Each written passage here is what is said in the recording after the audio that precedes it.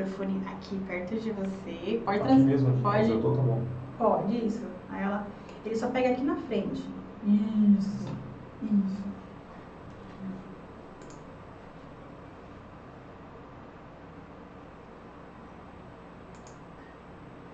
Maravilhosa tarde! Estamos aqui hoje ao vivo, mais um dia no Teia Cósmica. Eu sou Devatara, hoje com convidado, todos os dias, né? Toda vez que estamos aqui, estamos com convidados muito, muito especiais. Mas esse é super especial porque ele fez parte da minha jornada, da minha transição, aí, na minha conexão com a medicina da Ayahuasca. Então eu falo que literalmente é o meu padrinho, porque ele que me apresentou, foi aí o facilitador da jornada. O Fábio, que é padrinho do céu, da morada do divino.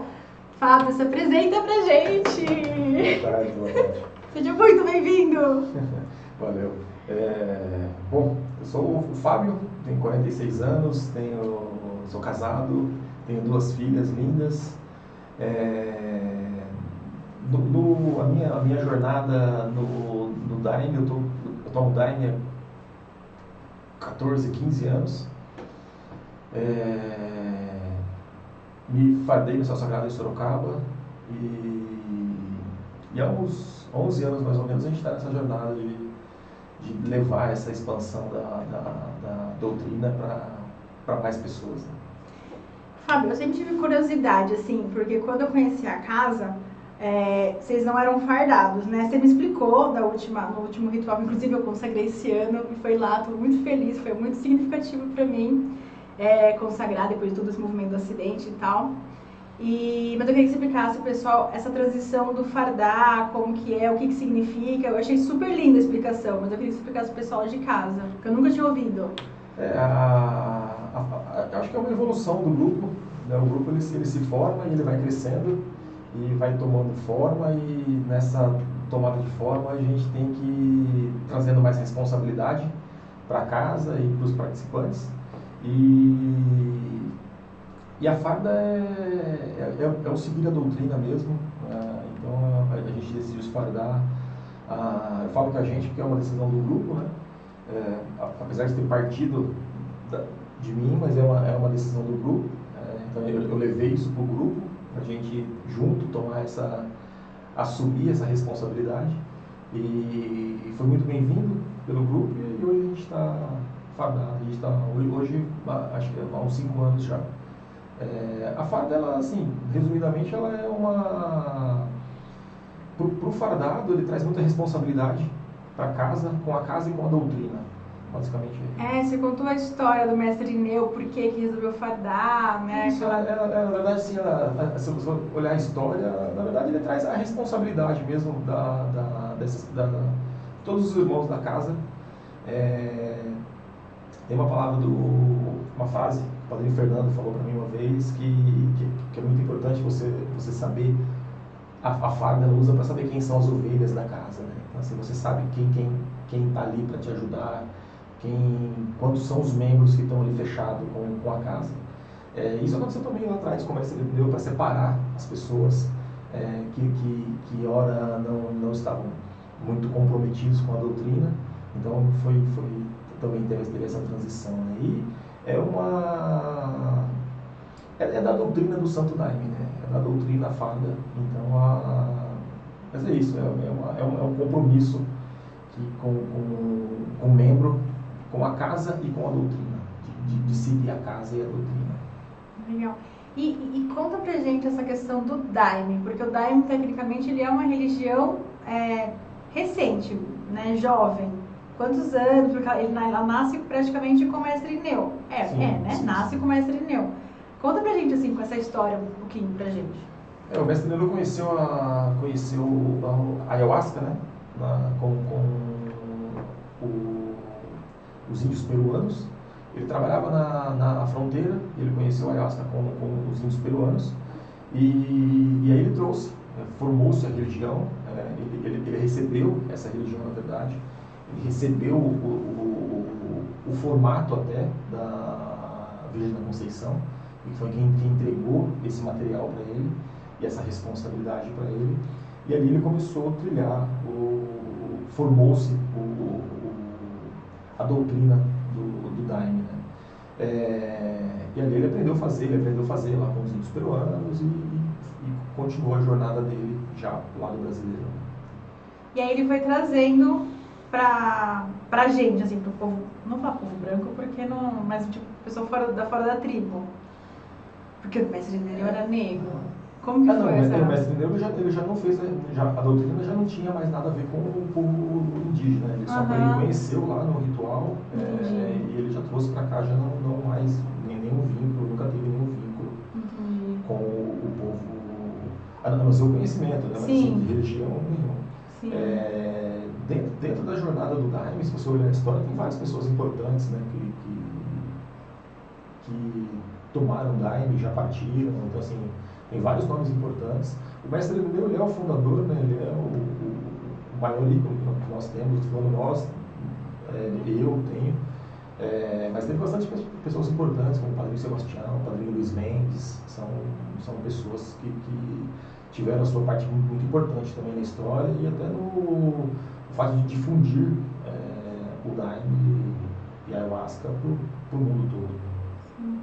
E se fosse pegar assim, a grande diferença entre o Daime do xamanismo? Porque os dois tecnicamente consagram a medicina da Ayahuasca.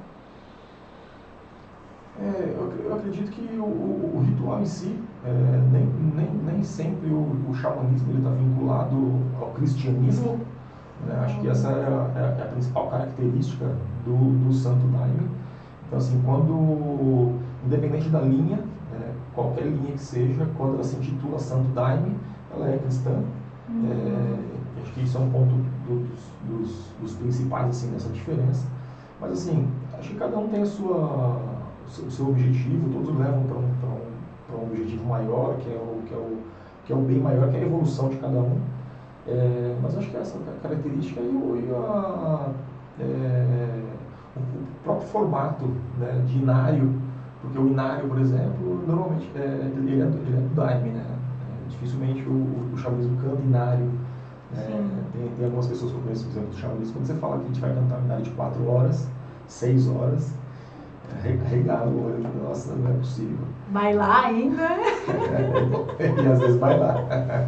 Não é para qualquer um. Mas, e para mim faz muita diferença também, assim, a questão do rezo, né? Dessa questão do inário mesmo. Acho que quando fala assim, firma a cabeça, firma o ponto, firmeza, acho que é muito essa questão. Eu lembro as primeiras vezes que eu comecei a gravar Ayahuasca e eu estava lendo ali o inário, eu olhava por inário, eu percebi que as letrinhas estavam fazendo meio assim, né? Eu falei, meu Deus do céu, como que eu vou ler isso? E aí que se traz essa questão da firmeza, né? Tipo, não, respira e volta pra cá. E aí aquelas letras vão entrando na mente e você vai começando, aí aquela coisa de voltar, porque daqui a pouco você começa a ir mesmo para histórias, para memórias, para questões, e o inário te traz essa presença. E é a questão do rezar, aí vem essa questão do rezar. Então a letra traz muito essa, sei lá, pra mim, assim, essa força dentro do rezo. O inário, assim, pra mim, assim, o inário ele é importantíssimo. Na verdade, até primeiro do aprendizado cristão que ele te traz. E ele é uma base, na verdade, onde para você se ancorar, assim, para lutar com as suas sombras, as nossas sombras. Sim. Então, assim, até o momento do inário, ele é muito importante para você criar forças e se apegar junto com a sua energia espiritual, cristã e dos seres divinos que nos acompanham, para um momento depois de concentração que eu vou fechar o olho dali e vou entrar em conexão comigo mesmo. Nesse momento, esse aprendizado é muito importante, né? Essa espada que é criada para a gente guerrear. Sim, acho que essa explicação que você trouxe também, quando você estava me explicando a questão da farda, dessa questão de honrar como se fosse um soldado mesmo, como a gente fosse um soldado de Deus, de Cristo, um missionário aqui mesmo, ancorando. E foi muito forte para mim esse último ritual, porque me trouxe muito essa consciência, porque essa questão do rezar, essa questão do cantar, e outra coisa que a maioria das músicas vocês cantam ao vivo, né? No caso, violão e maracá e o rezo ali no gogó, digamos assim. E isso traz uma força, uma presença muito forte, diferente de uma playlist. Não que os trabalhos com playlist sejam ruins, não é isso. Mas é uma egrégora diferente, é uma força, é um rezo, uma coisa que vem de dentro mesmo. Acho que é a energia, né? A gente traz a energia de todo mundo que está ali, cada um vai se doando, cada um vai ensaiando.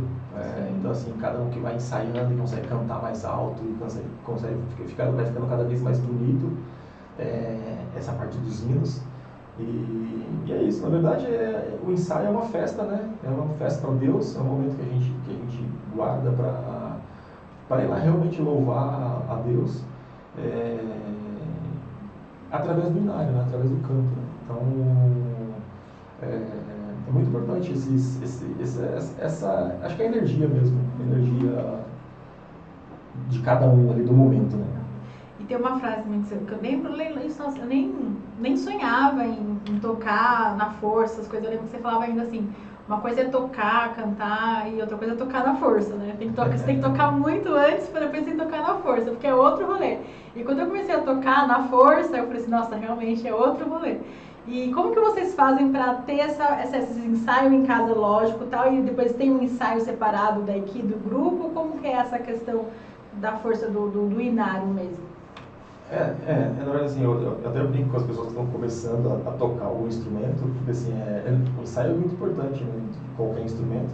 Então, assim, até o violão, por exemplo, né, primeiro você começa a montar o acorde, depois você treina a batida do violão. Quando tiver tudo certo, você começa a cantar. Quando tiver tudo redondinho, você toma daime. Então, assim, são estágios, mas tudo é do treino, né? Tudo é do treino. Pra gente tocar, porque assim, todo mundo que participa do ritual toma daime. Então, assim, quem cuida toma daime, quem toca, quem canta, todo mundo toma daime. Então, assim, eu acho que é o ensaio, Quanto mais você ensaia, mais automático fica. E quando vem a expansão da consciência, você já sabe fazer aquilo com mais clareza. E são muitos inários, né? São muitas músicas. E como que faz para conseguir muitos acordes? Aí, assim, meu repertório musical é curto, então eu fico imaginando, só de ali na frente, gente, como ele consegue tocar tudo isso? E são vários inários, né? Que assim, vários inários são várias músicas. Só para ter ideia, o inário são, sei lá, o último foi o que? 100 e poucos. O inário tinha várias. Foi o que? Quantos que a gente. Não lembro quantos, mas. 70 hinos. 70 hinos. E cada inário tem vários. Sim. Então. Cada inário, ele tem em torno de uma média de 50 a 60 hinos, com algumas repetições, que dá mais ou menos 4 horas, 4 horas e meia cada inário. Normalmente a gente não repete o inário pelo menos 3 meses, né? Então nós fazemos 2 reuniões por mês, 2 trabalhos por mês, então é sempre um inário diferente. Fora isso, eu tava vendo o repertório de vocês, né? Que você me mandou a agenda do ano, né? Eu tô me organizando pra ir e tal, não sei o quê. E eu tava vendo, eu queria inclusive ter ido na semana passada, que teve agora em Sorocaba, Sim. Né? Porque foi do Mestre do Padrinho Sebastião. Eu queria muito, eu falei, nossa, a agenda não bateu. E inclusive vai ter, vocês vão fazer, como que é o nome? Feitio no meu aniversário, já coloquei na agenda, vou também. E não repete, né, realmente, tipo assim, vai repetir acho que no final do ano, alguma coisa assim, que vai, eu falei assim, nossa, é muito inário pra trabalhar. Sim. E vocês hoje vocês estão trabalhando em 2 casas, né, em Sorocaba e em São Bernardo. Na verdade nós temos 2 pontos. 2 pontos. É a mesma casa, na verdade, é a Namorada Divina. Hoje nós temos um grupo em São Bernardo, né, que lá nós temos 11 para 12 anos. E Iperó, próximo na região de Sorocaba, 5 anos. E são as mesmas pessoas? Como que funciona essa questão da equipe de egrégora, de guardiões, vamos colocar assim, da casa?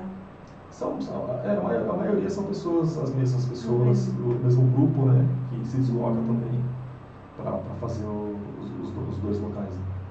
Né?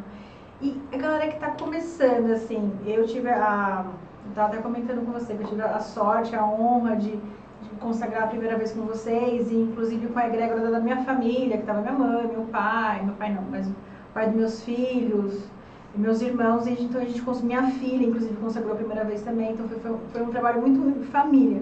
E vocês têm muita essa egrégora de família também, né? Eu acho que isso é muito legal de a gente trabalhar. Mas como que é o trabalho que vocês trazem? Assim, tem toda uma preparação, uma anamnese, tudo, para vocês para a primeira vez, como que a casa trabalha hoje? Para explicar para o pessoal que tem vontade de conhecer, como funciona. É por indicação?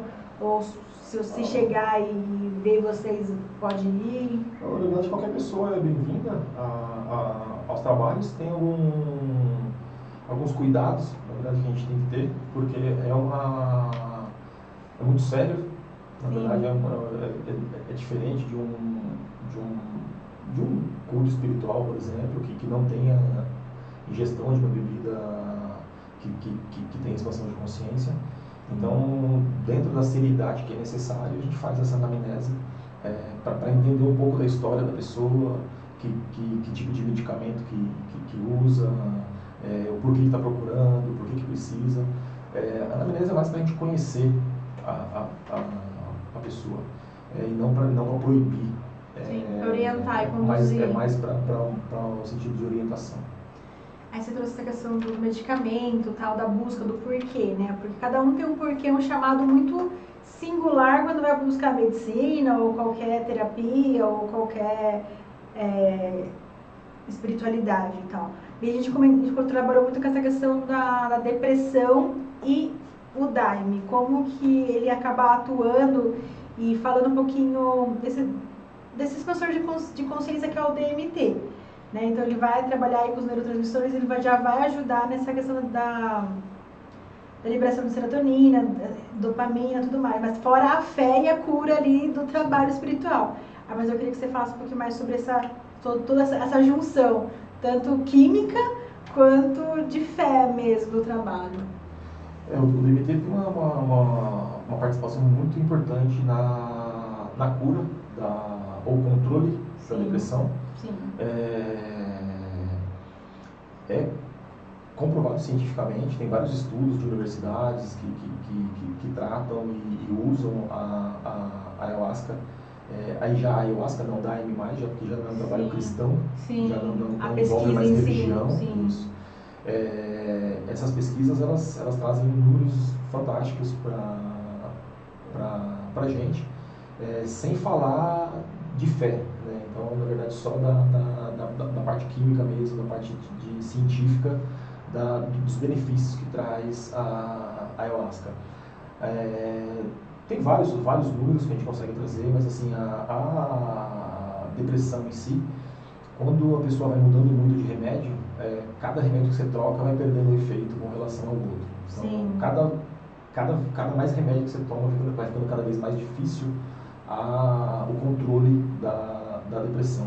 E a produção desses hormônios, né? Isso. E o que não tem com a ayahuasca. A ayahuasca você toma, ela já consegue dar um resultado muito rápido com relação ao tratamento medicamentoso. Então tem alguns pontos muito importantes. Um outro ponto bastante importante: qualquer tratamento medicamentoso com depressão, você só consegue ver resultado depois de 15 dias. A ayahuasca, com 24 horas, você consegue já verificar esse resultado inicial da mudança da pessoa. E isso acontece porque quando você ingere o DMT, ele começa a trabalhar nessa produção hormonal e controlar essa produção hormonal, né? Então, assim, principalmente a serotonina, que é um dos principais, né, que é conhecido como hormônio da felicidade. Sim. Que é quem tem depressão está com nível baixíssimo da serotonina. É um dos, a gente pode falar de vários. Né? Então, quando você faz esse controle hormonal, você já começa a ter bons resultados. E aí, também a parte espiritual, a parte da expansão da consciência, também é fundamental para quem está depressivo, mas porque assim, a expansão da consciência nada mais é que a gente conhecer a gente mesmo. E quando eu me conheço, eu consigo conhecer, entender os meus medos, fica mais fácil de eu viver. Então, assim, a depressão tem uma causa, tem várias causas que a gente consegue enumerar, e todas as causas, elas têm a cura, na verdade, está com a própria pessoa. Né? Então, assim, tem vários casos, por exemplo, um exemplo, a pessoa, o gatilho da depressão foi uma perda amorosa. Sim. Talvez, quando ela tiver um outro relacionamento, ela consiga sair da depressão, Tem casos, por exemplo, de depressão por morte. Sim. Nesse caso, não tem como trazer de volta. Então, assim, a pessoa tem que, de alguma maneira, ela tem que entender aquele processo todo e aceitar aquele processo. Então, é muito particular a causa. Sim. E aí, essa expansão da consciência, ela ajuda bastante nesse entender e eu ter força para brigar. E tem toda essa questão também que a gente está falando da egrégora, né, para os próprios inários, eles são uma chamada de atenção. Eu brinco que é um puxão de orelha, literalmente, né? Eles vão falando ali, parece que literalmente é aquilo que você precisa ouvir, é aquilo que você está trabalhando naquela semana, alguma coisa assim. E como são muitos inários, às vezes você já até ouviu aquele inário, mas parece que naquele dia era o que você precisava ouvir. E aí fica nessa cura de dentro para fora mesmo, né? Essa consciência de falar assim, nossa, eu precisava estar aqui hoje, nesse lugar e tal. E é aquela coisa do sagrado conversando com a gente, né? Se manifestando. E que nem você falou, não tem como. A depressão, independente qual é o gatilho que você tem na sua casa, em você e tal, ela é muito pessoal, porque o que pode desencadear a depressão para uma pessoa, pode para outra pessoa não. É a forma que ela vai lidar com cada um.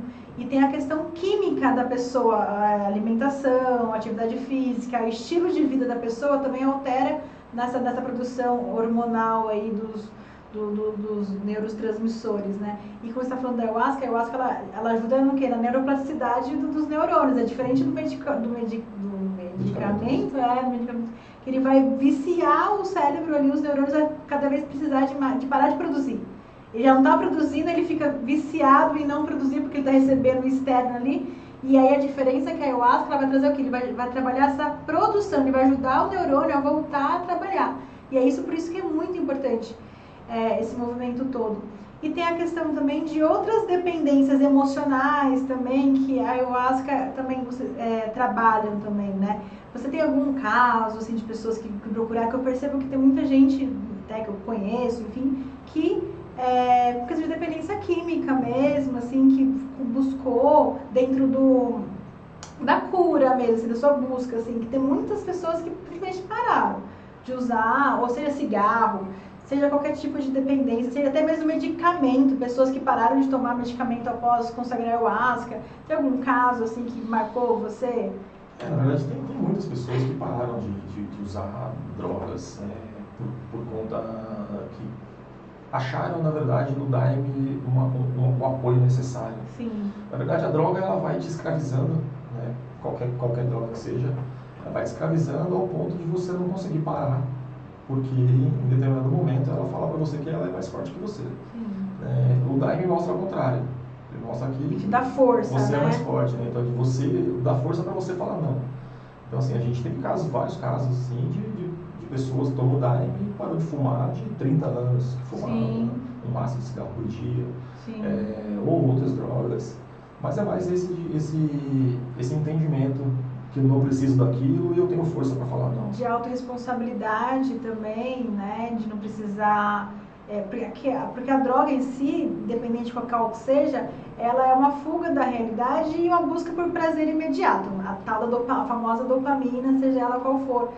E no Daime a gente começa a refletir sobre os valores mesmo, né? Porque a gente sabe que a droga, enfim, dependente químico, assim, os adictos, enfim, em si, é uma doença familiar, no sentido de codependência, tem todo um processo ali. E o Daime traz muito essa consciência familiar, dos valores da família, dos valores do poder da cura, da união ali, né? Então tem muito disso também que eu vejo, a força para a pessoa dizer não lá fora.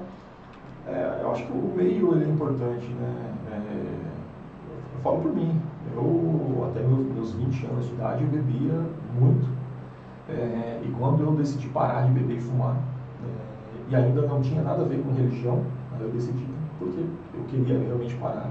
Naquele momento eu não seguia, não praticava a religião, não praticava nenhum tipo de espiritualidade. E quando eu decidi parar, acho que do momento mais difícil de parar é achar que o meio não é possível viver sem. Porque onde eu vou tem aonde meus amigos estão tem. Então, realmente eu fiquei um tempo, acho que criando força, então assim, evitando sair para os lugares que eu estava acostumado. Acho que com o tempo é natural isso, porque você, hoje por exemplo, eu fico muito tranquilo do lado de alguém bebendo, para mim não faz diferença nenhuma, eu não sinto nada, nenhuma vontade de beber. Eu não bebo, não é nada da doutrina, eu não bebo porque eu não gosto. Eu prefiro manter o meu senso crítico, não tem nada a ver com a doutrina, mas é isso, acho que é criar força. Na verdade, daí me ajuda a criar força e entender ter essa consciência que eu não sou, que eu que mando, né? Acho que eu estou no controle, eu faço só o que eu quero fazer. Sim, faz muito sentido isso. E eu gosto muito de uma frase que eu falo, assim, que eu trabalho bastante, que é: a gente não consegue se curar onde a gente adoeceu. Então, é natural que se a gente quer buscar uma cura, a gente quer mudar de comportamento, seja ele qual é que for, seja desde emagrecer, desde de mudar qualquer padrão que é ruim, que está te fazendo mal, você vai ter que começar a fazer escolhas. A partir do momento que você já está mais tranquilo, mais centrado, você consegue dizer não para algumas coisas, mas tem alguns momentos que você ainda está em vulnerabilidade que você não consegue. Eu falo assim, desde tipo, você tá de dieta, vai na casa da sua mãe ou de qualquer pessoa e a pessoa te oferece aquela sua comida favorita. Aí você fala, não, hoje não, mas precisa de uma força maior, um porquê maior. Isso vai para qualquer mudança de comportamento, seja para, a gente estava falando, né, da dependência química, então não tem como a gente continuar tendo as mesmas amizades, porque os prazeres mudam, os valores mudam, né, porque, por exemplo, final de semana, você vai optar, sei lá, talvez por ensaiar, ou ficar com a família, ou qualquer outra coisa, ou ir pro Daime, enfim. E enquanto às vezes os outros amigos já estão fazendo outras escolhas, que é pra balada, churrasco, que buscam esses prazeres imediatos. E aí os nossos valores começam a mudar nessa jornada, quando a gente começa a entender os porquês diferentes, né? Mas eu acho que quando você consegue olhar a nossa própria caminhada com um olhar um pouco mais amplo, que você consegue enxergar o que é a criação, na verdade, com um pouco mais... não com o olhar tão focado, a gente consegue perceber valores e prazeres em coisas que eu não vi. Então, assim, o prazer, por exemplo, é de ver um passarinho cantar, sabe? De ver uma planta que você plantou crescer. Sim, depois comer, aquela é muito legal. Então, assim, tudo isso é prazeroso. Quem não sente prazer nisso é porque não experimentou ainda, porque o prazer, então, acho que é onde está. Acho que é tudo entendimento, né? É tudo entendimento do que aonde está meu prazer, né? Sim, nossa, tá falando, eu lembrei agora, gente, uma farinha que eu fiz, farinha de mandioca, vocês não têm noção do trabalho que é, você ir lá plantar a mandioca, colher a mandioca, ralar a mandioca, botar pra secar e depois comer a mandioca, ela tem muito mais sabor. E eu trouxe o exemplo da mandioca, porque eu lembrei que a mãe tá com um sítio também em São Lourenço, vocês falaram que vocês estão com um sítio lá em Peró, e vocês vão fazer o daime, né? Eu imagino qual que deve ser a diferença de você consagrar um ayahuasca, o daime, que você fez ali, participou do feitio, que tem toda uma ritualística também. Então eu queria que você explicasse um pouquinho desse movimento, porque, nossa, só de imaginar que eu já fico assim arrepiada. Na verdade, a nossa casa de feitio, acho que é mais um item de amadurecimento do grupo. O grupo vai se formando, vai tomando forma e vai crescendo com responsabilidade e vai nos guiando para esses movimentos. E um dos movimentos muito bacanas que nós fizemos há uns 3 anos atrás foi partir para a construção da nossa casa de feitio, para que nós possamos fazer o nosso daime. E eu acho que ele está muito ligado também com a energia, né? Quando você põe a sua energia ali, as mulheres de colher as folhas, de lavar as folhas, os homens também de ajudar nesse processo, os homens de colher jagube, fazer a bateção do jagube. O daime, ele é um chá, né? É um chá partindo de 2 plantas, né? Um cipó chamado jagube e uma folha chamada rainha. Só quando a gente fala chá, dá um entendimento diferente, porque a gente está acostumado com chá quente. que você põe uma água para ferver, põe lá uma camomila e depois de 10 minutos você está tomando esse chá. O daime é um chá um pouco diferente, onde demora mais ou menos 10 dias para ficar pronto. Então, são vários 10 processos. dias direto na fornalha ligado? 7 a 10 dias, dependendo da quantidade, né? Que você faz, mas assim, normalmente 10 dias para chegar no final dele, né? Então, assim, a gente entra, por exemplo, a gente chega a usar, por exemplo, 10 mil litros de água para tirar 200 litros de daime no final. Nossa, é muita coisa, Então, uma redução muito grande, né? Sim. Mas no primeiro feitio que nós fizemos, uma amiga que tem um grupo também, ela me perguntou, professor Fábio, é vantajoso fazer, porque ela participou com a gente, e ela estava maravilhada, que foi o primeiro feitio que ela fez. E ela falou assim, é vantajoso financeiramente fazer você o fala, daime? questão de ela falou assim, é vantajoso? Uhum. E eu entendi que isso é financeiramente. Eu falei assim, olha, se for financeiramente, sem hipocrisia, te gasta um pouco menos. Mas assim, se você considerar o trabalho que dá e o investimento inicial... Sim, da preparação dos caldeirões, essas coisas. Da fornalha, assim, porque é uma estrutura muito grande para você conseguir fazer. Imagina. Quantos litros você falou? 10? Gente, cada panela tem 200 litros. Né? Então, assim, é bastante coisa. Então, assim, se você olhar tudo isso, esse custo é mais barato você comprar. Com certeza. É mais barato comprar, mas assim, a gente tomar o daime que nós fazemos com a nossa energia não tem preço. Eu imagino. Então, assim, se ele ficasse até mais caro financeiramente, ainda assim, valeria a pena. Seria vantajoso, né? Então, assim, a vantagem, na verdade, está no resultado. E acho que o mais importante também é o envolvimento da comunidade. Eu imagino. Da força da egrégora mesmo, que se junta da corrente. Cada um colocando o seu pinguinho de energia ali, e é essa energia que a gente toma depois e tem a expansão da consciência. Sim. E como que a gente sabe que a produção do jagube demora uns 9 anos para ele estar numa idade de colheita. E aí me perguntaram isso, acho que foi lá no encontro mesmo, namorado do Divino, que a gente estava nessa conversa, que depois que colhe, ele demora mais 9 anos para continuar crescendo. Como que funciona depois que você colhe o jagube? O jagube é uma planta que ela se desenvolve muito bem aqui no Sudeste. Ele é nativo da Amazônia, mas ele se desenvolve muito bem aqui. O jagube normalmente, com 3 anos, ele fica adulto e você já pode colher. Só que quando ele fica adulto, a gente fala que o jagube fica adulto quando ele flore.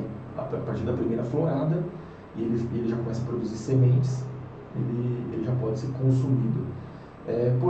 Porém, não é muito legal, a gente não costuma colher ele nesse momento, porque é nesse momento que ele começa a crescer. Então é nesse momento que ele começa a se desenvolver. Então, por isso que a gente colhe com 8, 10 anos, para que ele esteja maior. Então, assim, você consegue colher ele com 3 anos. Eu tenho jagube que floriu com 2 anos e meio, ele já floriu. Mas não é legal mexer nele, porque ele vai dar muitos frutos ainda e deixar ele crescer um pouco. Entendi. Mas assim, só para responder a pergunta, depois que você corta, ele demora o mesmo tempo. Para continuar crescendo, para estar no ponto de colheita novamente. E hoje, vocês fazem o feitio, mas aí vocês compram o jagube e a chacrona? Como funciona essa parte? Vocês plantam? Vocês já estão conseguindo plantar? O jagube nós já fizemos feitio, já 2 feitios com o jagube nosso, plantado nosso. Né? Nossa, deve ser cada feitio, a gente está falando de cada vez que a gente faz, tem que ser pelo menos meia tonelada. Então, por isso que eu estou perguntando, porque é muita quantidade. Então, mas nós temos esse movimento de plantar, né? Então, nós plantamos nos 3 últimos meses, a gente plantou 200 mudas. Nós estamos com mais de 200 para plantar. É isso, estamos plantar agora para colher daqui a 10 anos. Nossa, eu estava falando com minha mãe, eu falei, mãe, eu quero plantar, eu plantar jagube aqui, ela olhou pra minha cara, assim, meu Deus.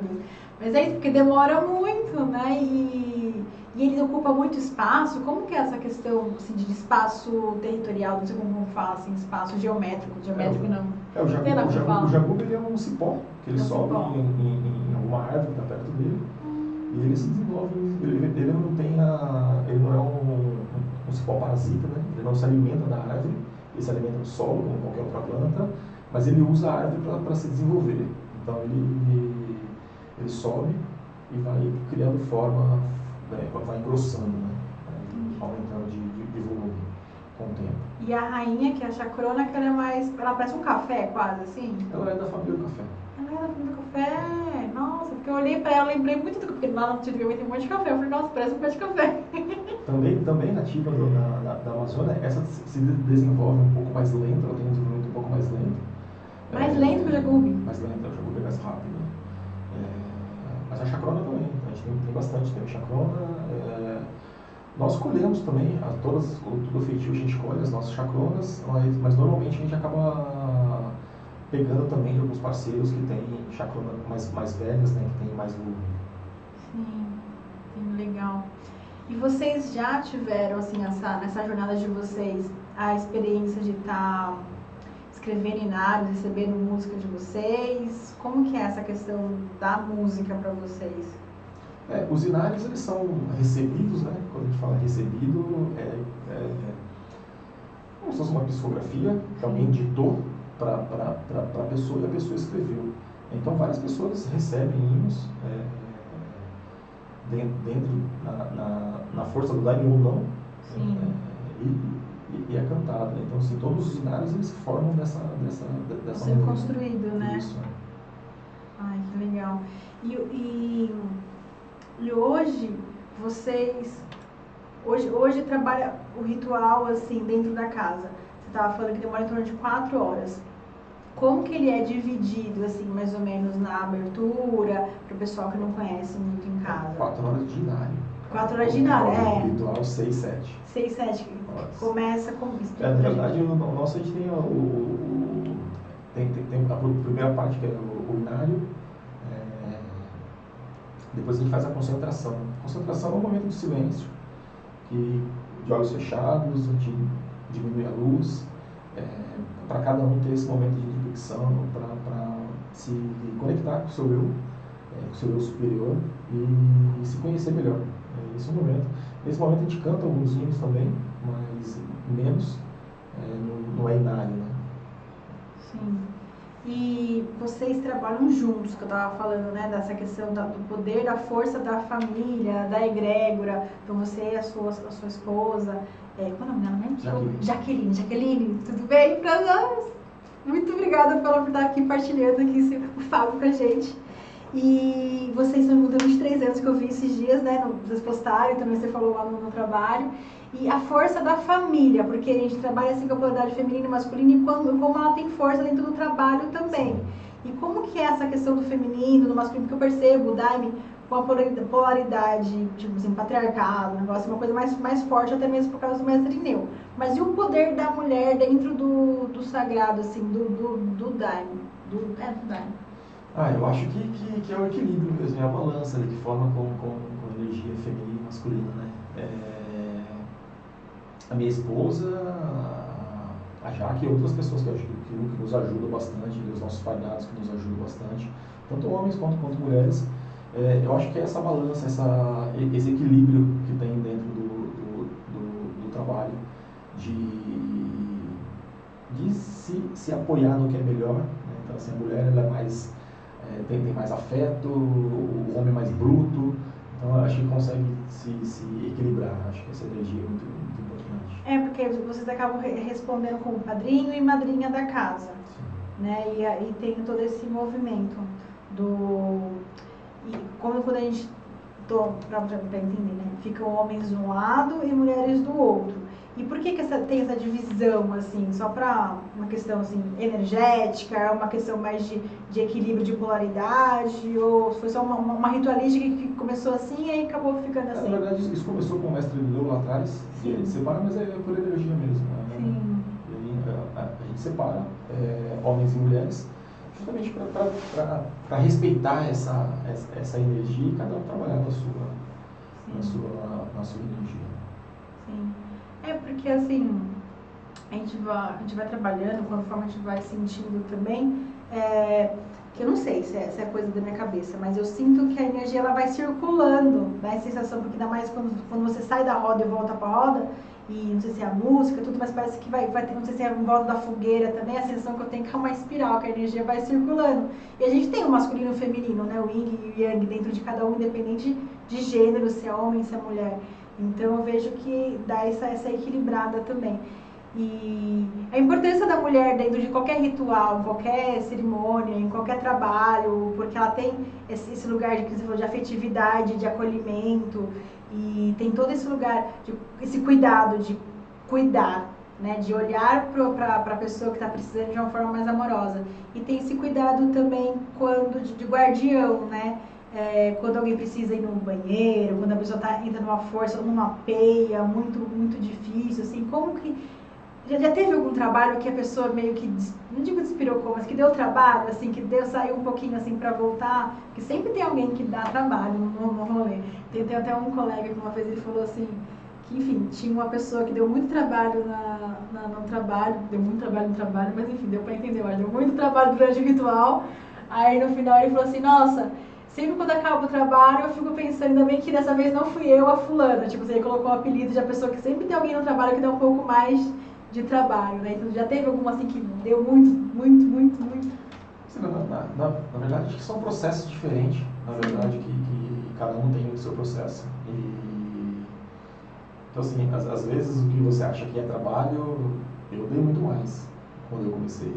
Sim. Né? Então, na verdade, acho que não é dar trabalho, não. Na verdade, os nossos cuidadores, eles estão preparados para isso, é para isso que eles estão lá, para apoiar as pessoas nesses momentos que as pessoas acham difícil. Mas são processos que precisa passar.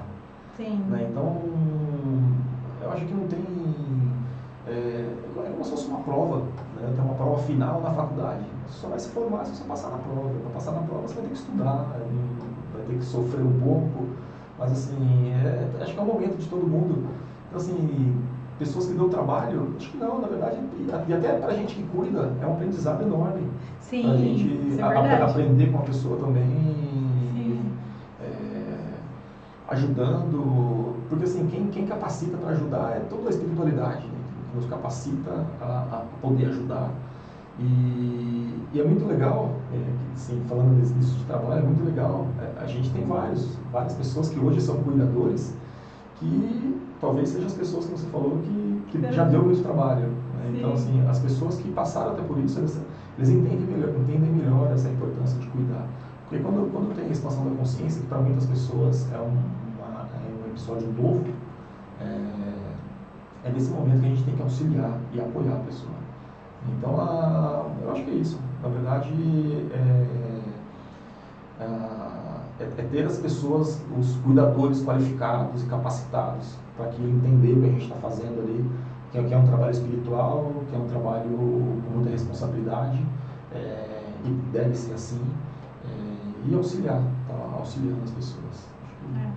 Eu falo muito que é confiar no processo, né? Que às vezes depois que você consagrou, que você está ali na jornada, você às vezes começa a ter acesso de coisas que às vezes você não se vê dando conta emocional de acessar aquele conteúdo, aí você começa a querer voltar, não, agora eu não quero mais ver. Onde o pessoal às vezes começa a passar, fulano tomou medicina, tomou Daime, tomou ayahuasca e não voltou.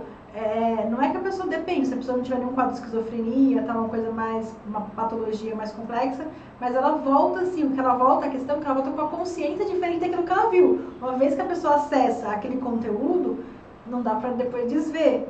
E às vezes é essa dificuldade que a gente chama talvez da peia, da dificuldade que é o trabalho que a gente está falando, que a pessoa entra num lugar de dor, de não querer olhar para aquilo, de não querer ter essa consciência, e ela começa a entrar num processo de sofrimento muito grande.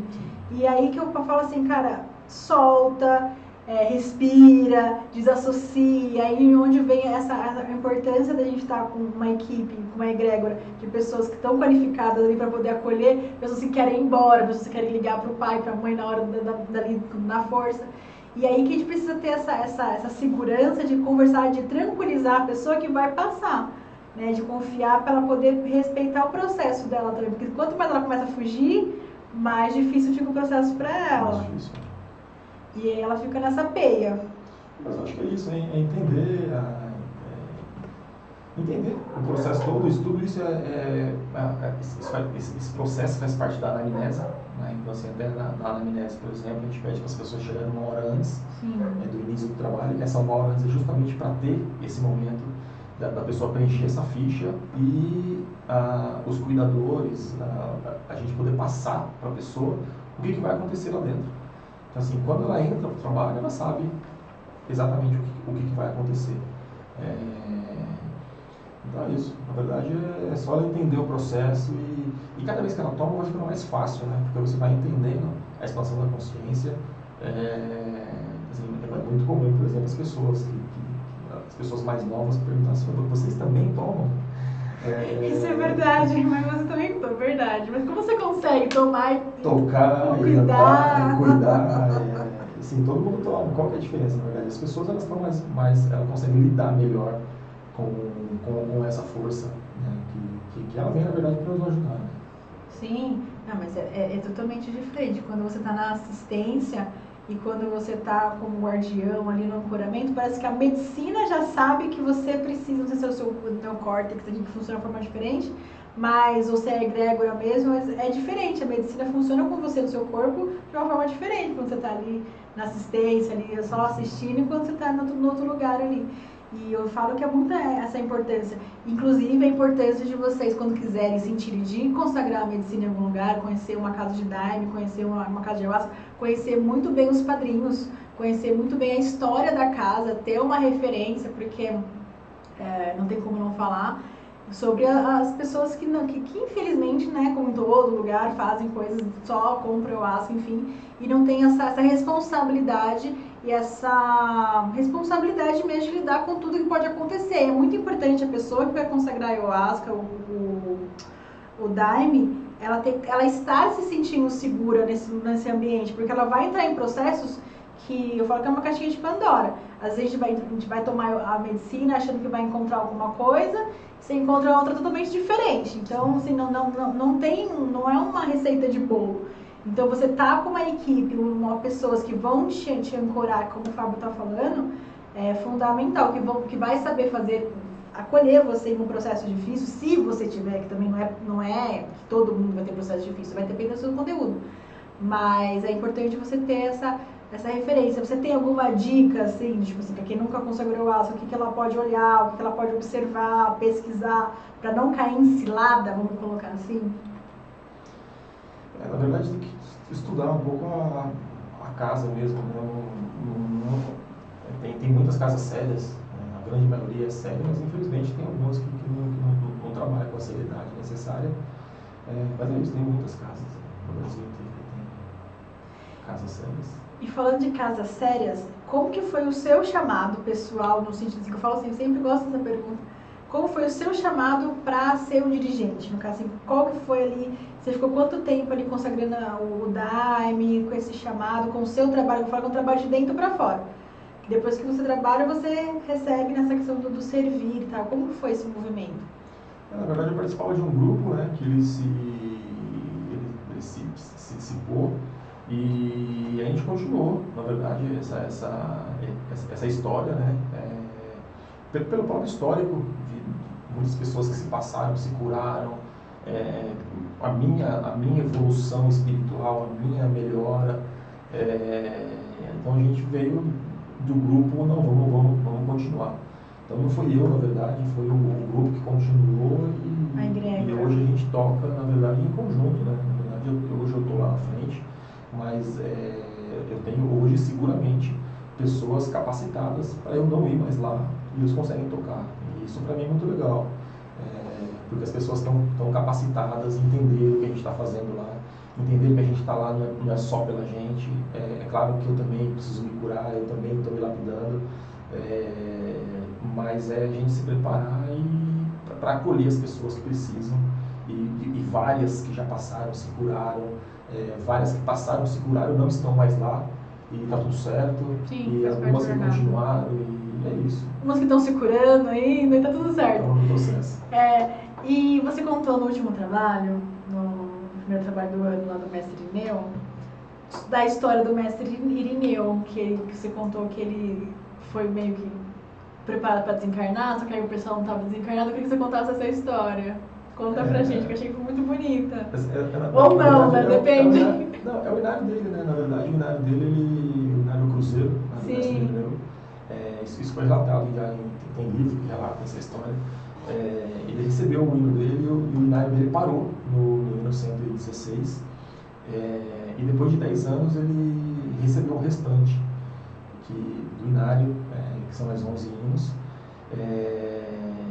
E aí tem essa história que ele ficou muito doente e ele ficou praticamente em coma, né? E assim, a mensagem que foi passada para ele, segundo o relato em livros, é que ele precisava preparar o pessoal dele para poder partir dali, né? E aí ele teve essa oportunidade de voltar e ficou mais 2 anos preparando o povo para seguir a jornada sem ele fisicamente e nos auxilia ainda hoje aí no campo espiritual. No campo espiritual. E hoje, só para mim entender, em questão só para... Como que seria, qual que é, não sei, nem perguntar direito, mas para ser padrinho, qual que é a jornada? Porque vamos supor, lá, para ser padre você tem que fazer o ministério lá, sei lá, e ser um padre. Para você ser pastor de igreja, eu também não sei o que precisa fazer para ser, mas acho que é um pouco, para você ser pai de santo também tem toda uma jornada. Como que seria, qual que é a jornada para você ser o dirigente da casa de Daime, de um fardado e tal, esses movimentos assim? Eu acho que isso vai se construindo, né? Na verdade, quem está ali na frente, na verdade, assim, para mim tem esse termo padrinho, para mim é um pouco... eu tomo bastante cuidado com isso, porque lá eu tenho certeza que eu não estou sozinho. Sim. Na verdade, eu sozinho eu não consigo fazer nada. Então, na verdade, é uma egrégora, nós temos um time forte ali dos cuidadores, um time dos fardados, que auxilia a estar ali na frente. Então, assim, quando a gente tem um time bom, é fácil estar lá na frente, porque tem um time me ajudando. Então, assim, eu tenho um pouco de cuidado de falar disso. Né? Eu sou... tô sozinho, sou o responsável. Não, na verdade, tem muita gente envolvida e muita gente que nos auxilia, muita gente que nos ajuda e faz isso dar certo. Porque é fundamental para quem está na frente ter essa egrégora atrás não sei se nem se atrás, se é a palavra certa, mas de ancoramento, de sustentação do campo para alguém estar na ponta. Porque senão, porque tem, como você falou, né, tem muitas pessoas que são passantes nessa jornada, que vão lá, bebem da fonte, se curam, se trabalham e vão beber. Eu falo, inclusive, da minha jornada, né, pessoal? Que eu fiquei lá por um tempo e depois eu senti de fazer a minha jornada. E foi muito, eu falo assim, foi muito tapa na cara esse último trabalho, porque o que eu senti, assim, é como se eu tivesse tido que fazer esse movimento todo para voltar para casa, sabe um sentimento de voltar para casa? Essa sensação que eu tô tendo, assim, de falar assim, cara, eu precisei passar por esse monte de lugar para poder entender não sei se é o propósito, mas para entender todo esse movimento do Daime. Então eu falei, cara, e eu lembro, e lendo o Inário ali, eu falei, gente, tava tudo aqui desde o começo e eu dei esse rolê todo para voltar para cá e só agora eu consegui entender, sabe assim, o negócio? Então eu acho que é muito disso, você começa a entender que você sozinho você não faz nada mesmo, você até faz, mas não sustenta, porque você precisa desse ancoramento de força, de doutrina. Acho que isso que o Daime acho que trouxe muito para mim nesse último trabalho, que é essa questão da firmeza da doutrina, porque a gente entra muito nessa resistência de não querer seguir, não sei se religião é a palavra, mas essa questão da ritualística, mas é importante esse movimento, eu percebi muito forte isso. Acho que não sei... acho que é um pouco da disciplina. Da disciplina. Tipo, eu vou complementar com aquela frase que você trouxe no final lá, que você falou assim, da florzinha, de você ir no outro trabalho e trazer a florzinha do trabalho dos outros. Eu queria colocar isso, gente, você já tem as flores. Fala, porque eu achei bonito, achei que fez muito sentido. Na verdade, tem uma história, nem é minha, na verdade, é do Daime, mas é uma história bacana que a gente traz para os trabalhos, porque assim, é muito comum virem visitantes e querer agregar coisas que ele gostou em outras casas no trabalho, né? Tem até uma história de um amigo, uma vez ele foi visitar o trabalho e ele falou conversando, Fábio, depois que terminou o trabalho, ele falou assim, Fábio, maravilhoso o trabalho, cara, fantástico e tal. Mas assim, nossa, não tá, vocês precisam criar uma identidade. E essa palavra me chamou a atenção, né? Eu dei risada quando ele falou isso. Eu olhei para ele e falei, você não entendeu nada ainda, você precisa tomar mais Daime com a gente. Já tem identidade, CPF, já tá tudo certo. Não tem nada, tá tudo certo. Mas acho que é isso, porque cada um tem a linha, né? Se você olhar a religião, como o Ayahuasca e o Santo Daime, eles são diferentes. Né? O próprio Santo Daime tem linhas diferentes. Tem algumas linhas que são maiores, que tem várias igrejas, algumas linhas independentes, que é o nosso caso. Então, assim, que a gente não segue nenhuma linha de uma instituição, como algumas igrejas protestantes, por exemplo, que a igreja protestante tem no mundo todo. Se você vai num culto, um trabalho aqui ou na Holanda, eles são iguais. Né? Na verdade, isso não acontece no Daime, no xamanismo, por exemplo, não acontece. Cada grupo xamânico é de um jeito. Então, eu acho que cada trabalho que faz, eu não sei, tem algumas pessoas que vêm me falar, por exemplo, de coisas erradas, até coisas erradas não, coisas que eles acham que é errado, na verdade. A pergunta que eu faço é a seguinte, tem gente que se cura lá? Então tá certo. Você pode falar o que você quiser, pode falar do pastor, tem gente que se curou lá, então tá certo, cara. Se você não concorda, não vai mais lá. Mas assim, tem gente que entende aquela linguagem e para aquela pessoa faz sentido, então deixa ela lá. E às vezes ela precisa daquela comunicação para ela fazer a cura que ela precisa, ou para ela acessar, ou criar musculatura emocional para ela conseguir entender o próximo nível. Porque eu acho que são, na verdade, palavras diferentes, faladas de um jeito diferente, que as pessoas entendem mais. Então, assim, tem algumas pessoas que preferem alguma coisa mais formal. Tem pessoas, por exemplo, que não curtem a disciplina, por exemplo, nos nossos trabalhos, que acham que o de ficar sentado, cantar, não é legal. É isso, né? Tem trabalhos que não faz, que não usa essa disciplina. Lá, a gente entende que é muito importante ter essa disciplina, até para o amadurecimento espiritual. Né?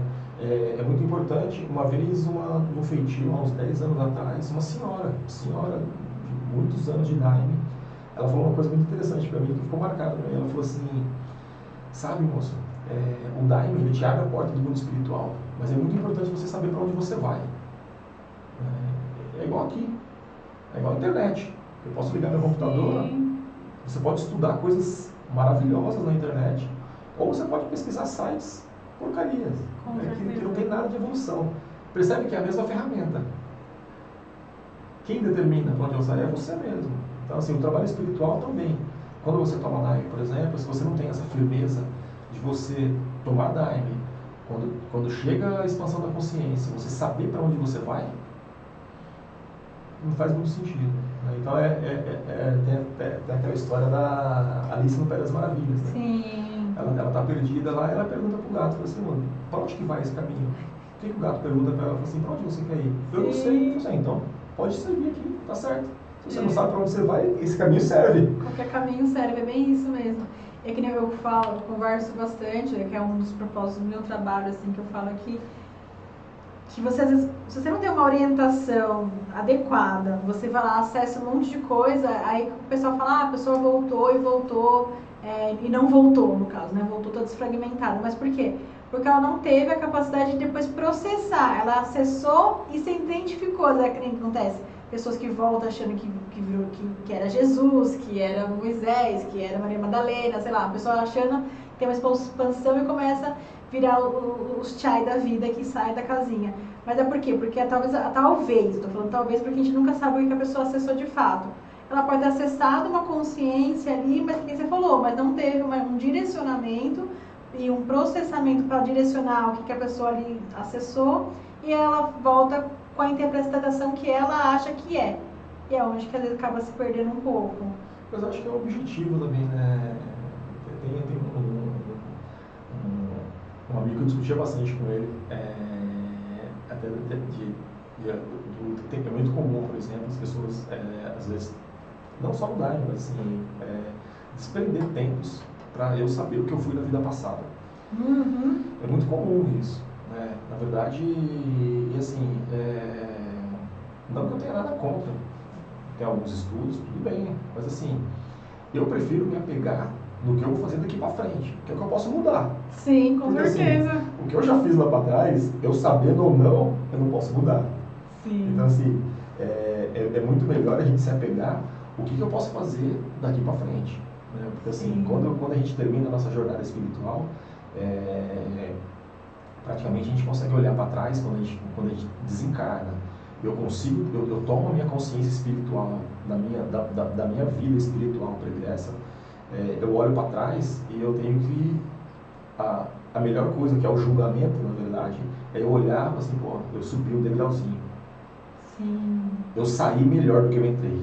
Que é essa a nossa motivação espiritual. Porque quando eu olho para trás e falo assim, poxa,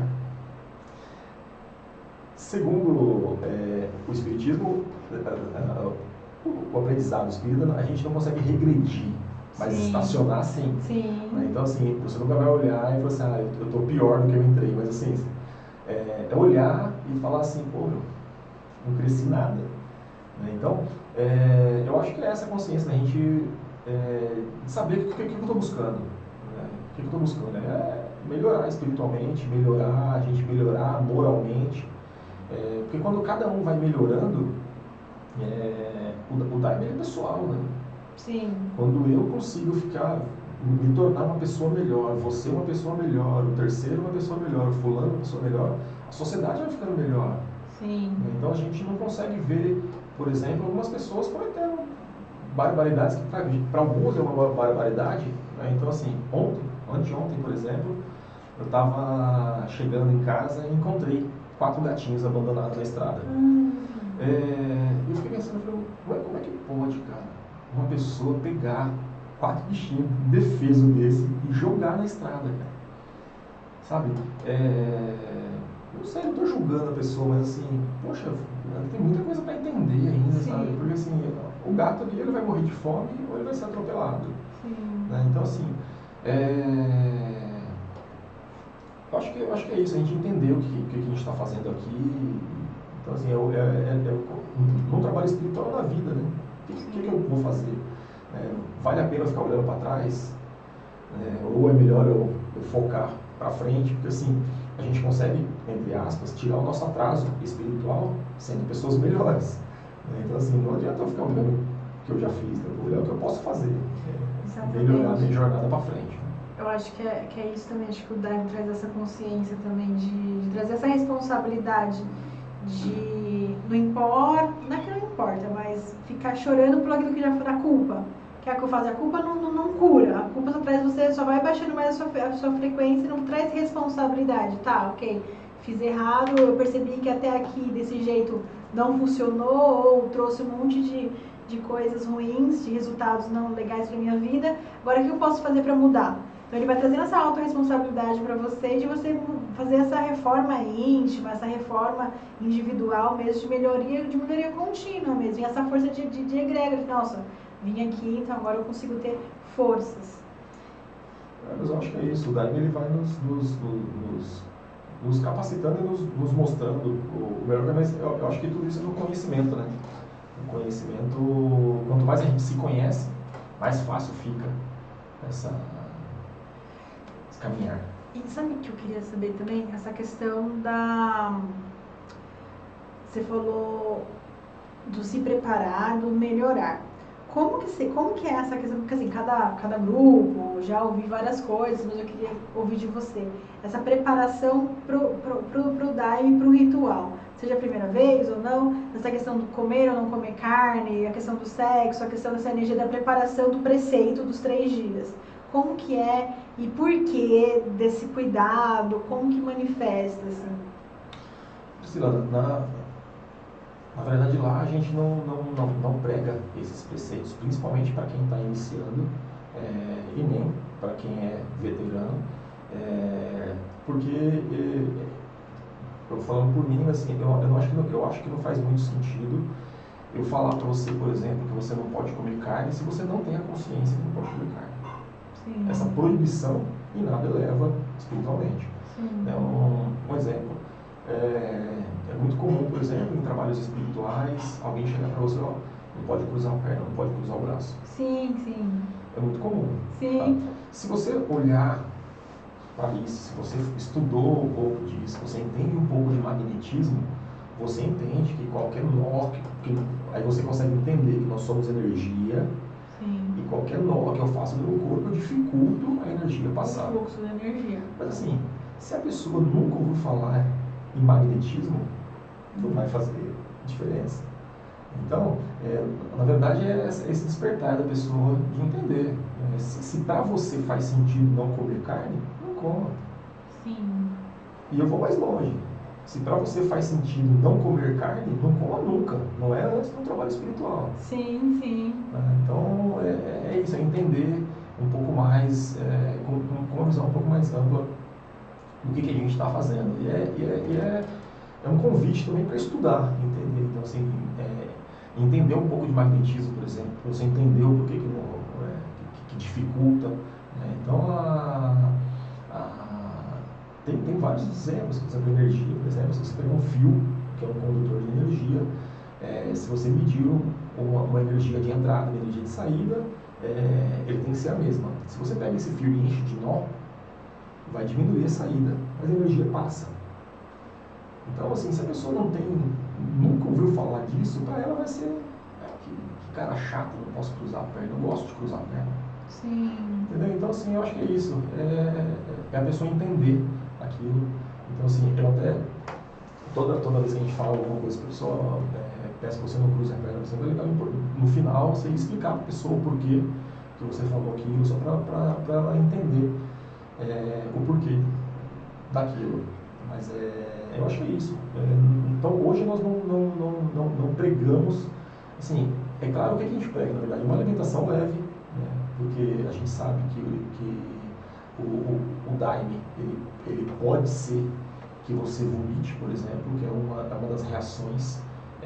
Não é todo mundo que vomita, mas pode ser que vomite. Então, assim, não é uma boa ideia comer uma feijoada no dia antes de ir para o trabalho. Né? Então, assim, essas dicas, na verdade, você ter uma alimentação leve, dormir bem. Né? Então, assim, é isso. É você estar bem com você mesmo. Eu acho que é mais importante você vir com pensamentos positivos do que o que você comeu. Então, é mais ou menos isso. Não, eu acho que faz muito sentido. E foi assim, eu acho que não que tenha melhor ou pior, mas foi uma explicação muito congruente, vamos dizer assim, com aquilo que é sentido, né? Porque, lógico, tem várias explicações, que nem você eu gosto de perguntar, porque você vai aprendendo. Mas faz todo sentido com essa questão da consciência mesmo. Quando você está com a consciência de parar de comer carne devido, seja qual for o seu motivo, você não vai comer carne, realmente. Você não comer só naqueles 3 dias ali, sendo porque eu acredito, assim, lógico, dentro do trabalho, que não vai ser isso que vai impedir de você acessar o que você precisa acessar dentro daquilo que você precisa. Então, eu acho que faz bastante sentido, assim. O que eu acho, na verdade, que tem muito gato preso, né? Então, eu contei algumas vezes a história do gato preso. É bem rápida. A história do gato preso tinha um padre que ele tinha um gato e toda vez que ele ia rezar a missa dele, o gatinho era parceirão dele e o gatinho gostava muito do barulho de virar a folha da Bíblia. E toda vez que ele ia ler a Bíblia, o gatinho ficava virando a folha e atrapalhava ele ler. Mas era o gatinho parceirão dele, onde ele estava, o gato estava. Só que naquele momento, o gato atrapalhava ele. Então o que ele falou para o auxiliar dele lá? Ele falou, por favor, toda vez que eu for ler a Bíblia, prende o gato para mim. Porque nesse momento ele me atrapalha. E toda vez que ele ia ler a Bíblia, prendia-se o gato. O padre morreu, o gato morreu, chegou outro padre, chegou outros gatos. E toda vez que qualquer padre ia ler, prendia-se todos os gatos. E chegou um momento que ninguém sabia mais por que prendia gato. E aí, por que a gente prende gato? Eu não sei. Eu sei que assim, toda vez que ele vai ler a Bíblia lá, tem que prender o gato. Então assim, a gente acho que traz muito gato preso na vida da gente. Que a gente faz algumas coisas sem saber o porquê, sem perguntar e sem entender. Então eu acho que só faz sentido se a gente entende do que ele está falando. Total, se a gente fica só reproduzindo as coisas sem ter consciência do que você está fazendo, do que você está produzindo de fato, assim, porque que nem, sei lá, acender uma vela, enfim, qualquer coisa que você faz, se você não tem a intenção, que você não sabe o porquê, você fica meio sem fundamento, assim, sem realmente o sentido daquilo. Às vezes você faz um puta de um ritual, um puta de sei lá qual seja a questão, mas se você não tem a fé, a intenção, o entendimento do porquê de cada fundamento, ali você tá só... Aquilo não tá tão consagrado, vamos colocar assim, né? Então é tudo isso mesmo. Então acho que faz todo sentido o que você está falando aí. E a história do gato acho que fez muito sentido. Eu vou até pegar, porque ontem eu dei o exemplo, tava falando um pouquinho sobre essa questão de crenças, né? Que acaba sendo crenças repetitivas, né? E esse modelo de exemplo ficou muito legal, porque eu usei o do frango ontem, a menina era vegana, vegetariana, ela não gostou muito. Mas é isso, tem bastante coisa, né, que a gente... E nós, na verdade, a nossa cultura, principalmente na parte espiritual, ela vem de uma base de você não precisar estudar. Né? Nós somos ensinados a não estudar. Qualquer dúvida você pergunta para quem está lá na frente. Isso é verdade. Então, assim, a gente vem nisso, eu acredito que com exceção aqui do kardecismo, que acho que foi a primeira doutrina que quebrou esse paradigma de não, todo mundo vai ter que estudar, todo mundo vai ter que entender, todo mundo vai ter que saber do que está falando. Sim. A gente vem de uma cultura de não precisa estudar não, deixa lá. Qualquer dúvida você pergunta para quem está lá na frente, lá para o padre, para o pastor, para o padrinho, e ele te explica. Porque ele já estudou, teoricamente, isso. Né? E na verdade não, na verdade todo mundo tem que entender o que está se fazendo, né? Porque é individual, né? É individual, a evolução espiritual é individual.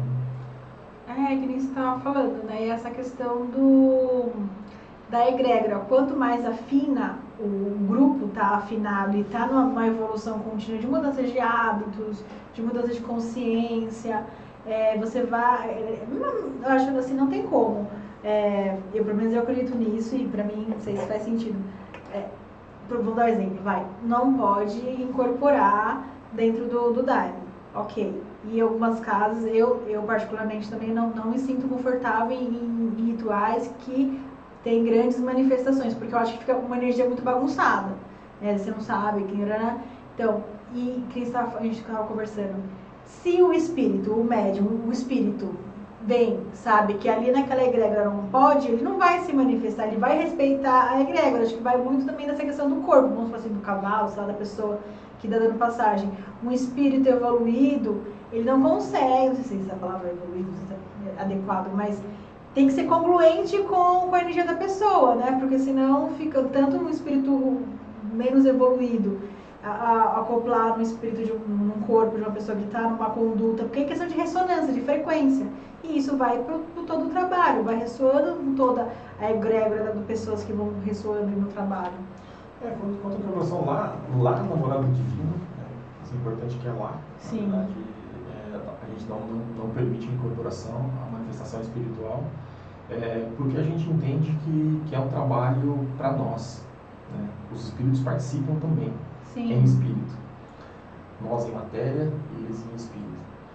Então, assim, na verdade, a gente pede, para não ter essa manifestação espiritual, justamente porque é um momento meu, é um momento de eu aprender. Né? Então, assim, os meus guias, os meus amigos espirituais, eles estão do meu lado. Né? Mas esse momento é para mim, para eu aprender como lidar com a minha matéria, para eu entender o meu espírito. Né? Então, é esse momento. Na verdade, nós não somos contra a incorporação. Sim. Tem trabalhos específicos para isso, em várias casas que são sérias, que eu conheço. Tem cirurgias espirituais, tem aconselhamentos, tem benzimentos, que faz sentido a incorporação, faz sentido a manifestação espiritual. Então, na verdade, Eu não sou contra a incorporação, é que os nossos trabalhos lá não é o momento e o lugar adequado para isso, né? Dentro dessa corrente. E você falando essa questão do desenvolvimento mediúnico, tal, dessa questão de ter lugares para fazer esse trabalho. Trabalhando dentro do Daime, dentro da corrente de vocês, sendo fardado ou não, como que funciona essa questão do ser livre para conhecer ou fazer outros trabalhos em outras casas? Como que é formada essa questão de vocês? Assim, quais são os combinados da casa, os trabalhos, como que ocorre? Nós temos um regimento, né? Na verdade, esse regimento, com quem é fardado, ele tem que seguir esse regimento.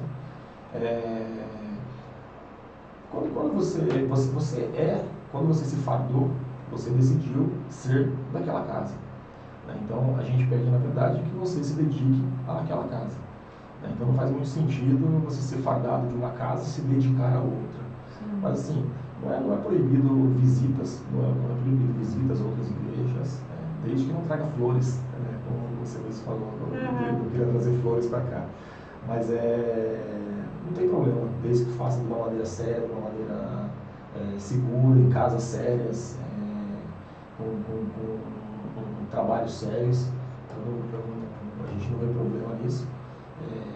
Mas é isso, a dedicação tem que ser para casa. Esse é um dos pedidos da farda e um dos simbolismos da farda.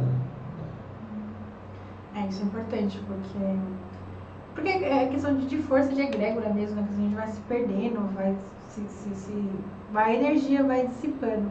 E outra coisa, fora não que seja muito pouco, enfim, mas eu queria saber se vocês têm algum trabalho social, alguma coisa que como vocês trabalham de assistência, como que trabalha a corrente de vocês? Tem algum trabalho que vocês fazem por ano, alguma coisa assim, um retiro, sei lá, alguma coisa? Nós temos a arrecadação de alimentos, todos os trabalhos, né, que a gente faz doações para famílias carentes.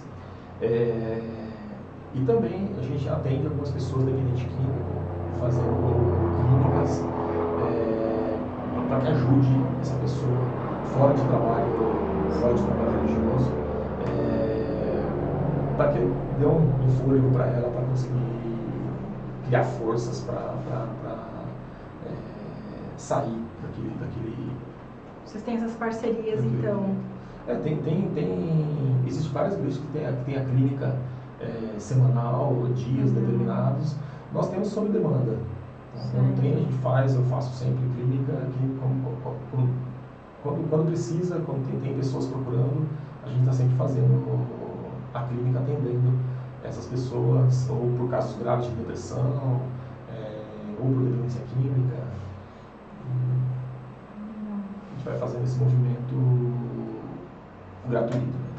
Sem cobrança. E vocês têm, e os dias que vocês têm de trabalho, tanto, passa pra gente a sua agenda de vocês, como que funciona direitinho, com quem procura, a rede social de vocês? Os nossos trabalhos, eles estão todo primeiro sábado do mês, em São Bernardo,